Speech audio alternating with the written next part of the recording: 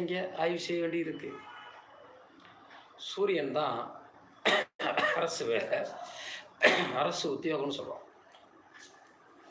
அந்த சூரிய பகவான் பலம் இழக்கிற போது அப்பாவளி பூர்வீகம், நமது வேலைவாய்ப்பு, நமது பலம் அனைத்தும் இழந்து விடுகிறோம். அப்போ அதுக்கு முக்கியமான காரணம் இருக்கு இல்லையா? இதை யோசிக்க வேண்டியிருக்கு. இப்போ உடைப்பட்ட நட்சத்திரம் அப்படின்னா இந்த 3 தான் சொல்கிறோம், சூரியனுடைய நட்சத்திரங்கள் தான் சொல்கிறோம். இப்போது சூரியனுடைய நட்சத்திரம் பார்த்தீங்கன்னா கிருத்திகை, உத்திரம், உத்திராடம். இந்த நட்சத்திரங்களுக்கு கால்கள் இல்லை.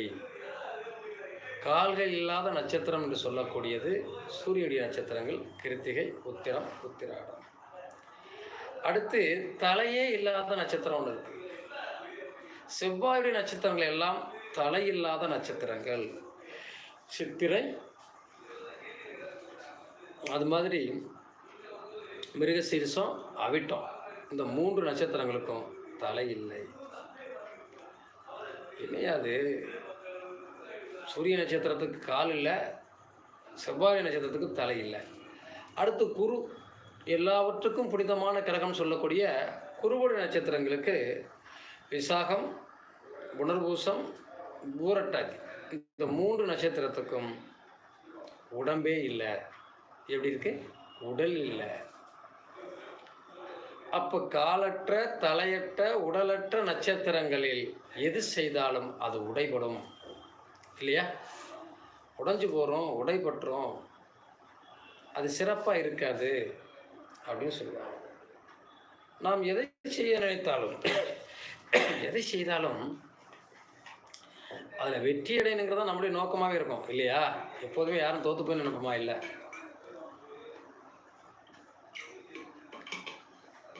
எதை செய்தாலும் ஜெயிக்கணுங்கிற ஒரு குறிக்கோள் மட்டும்தான் நமக்கு இருக்கும். அப்போ இங்கே இந்த உடைப்பட்ட நட்சத்திரங்களில் வாஸ்து பூசை செய்வது, பெரிய கோவில்களை கட்டுவதற்கு ஆரம்பிக்கிறது, ஏதாவது ஒரு புண்ணிய காரியங்கள், சுப காரியங்களை ஆரம்பிப்பது சிறப்பாக இருக்காது. அப்போ இந்த 3 நட்சத்திரங்களுடைய விஷயங்களை நாம் கவனமாக கையாள வேண்டி இருக்கிறது இல்லையா? நிச்சயமாக. ஒரு காலகட்டங்களில் நாளைய தினம் அமாவாசை. இந்த அமாவாசை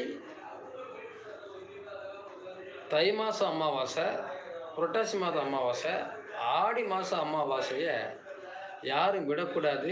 தெளிவாக இருக்கணும், கவனமாக இருக்கணும்னு நம்ம சொல்லுவோம் இல்லையா? இந்த அமாவாசை நாட்களில் நாம் முன்னோர்களை வழிபாடு செய்து கொள்வது வாழ்க்கையில் மகிழ்ச்சியை தரும்.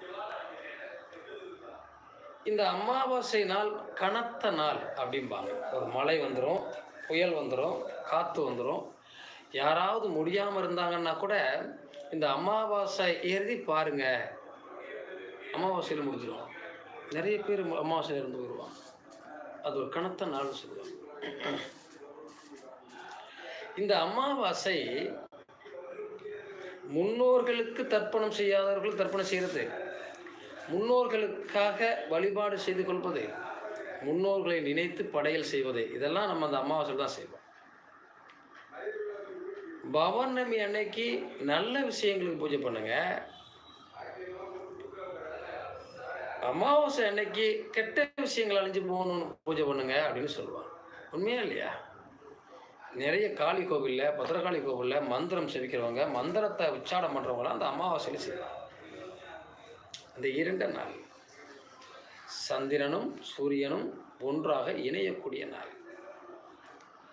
அது சிவசக்தி யோகம்னு சொல்லுவாங்க. ஏன்னா சிவனும் சக்தியும் என்று சொல்லக்கூடிய சந்திரனும் சூரியனும் இணைந்திருக்கக்கூடிய நாளை சிவசக்தி யோகம்னு சொல்லுவாங்க.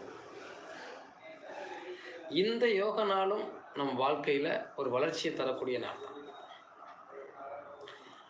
நம்முடைய முன்னோர்களை நினைச்சு அமாவாசை அன்னைக்கு நாம் தர்ப்பணம் செய்து வழிபாடு செய்து கொள்வது சிறப்புங்கிறனால தான் ஒவ்வொரு நீர்நிலைகளும் நீங்கள் பார்க்கலாம்.